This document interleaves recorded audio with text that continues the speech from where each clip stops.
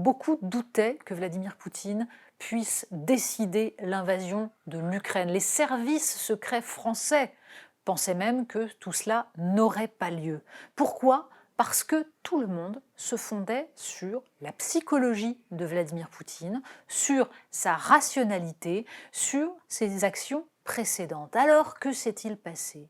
Vladimir Poutine a-t-il vrillé? Est-il devenu fou? Mais surtout, la petite musique qui monte, c'est Vladimir Poutine, un nouveau Hitler.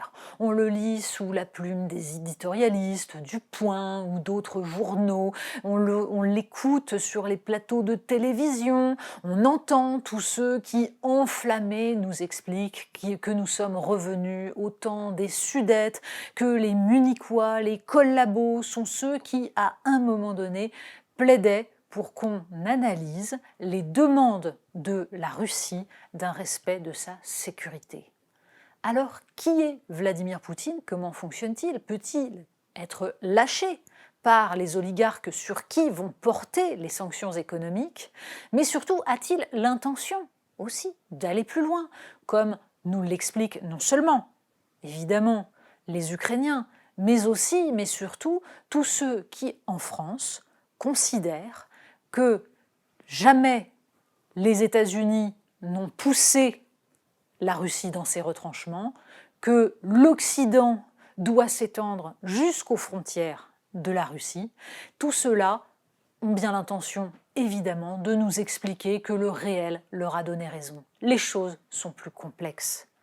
Ce n'est pas parce que Vladimir Poutine est l'agresseur, ce n'est pas parce qu'il est en train d'écraser de façon monstrueuse le peuple ukrainien et d'oppresser son propre peuple qu'il faut s'interdire de comprendre son fonctionnement et de comprendre aussi ce qui a pu causer sa popularité dans son propre pays. Qu'est-ce qui fait que les Russes, persuadés que Gorbatchev avait été trahi par l'Occident, que l'Occident voulait écraser la Russie jusqu'au bout pour marquer sa victoire dans la guerre froide, qu'est-ce qui fait que les Russes l'ont soutenu aussi longtemps? Toutes ces questions-là, nous les posons dans Marianne cette semaine, avec un regard qui, justement, va un peu au-delà de l'émotion actuelle et tente d'analyser ce qui se joue réellement aux frontières de l'Europe.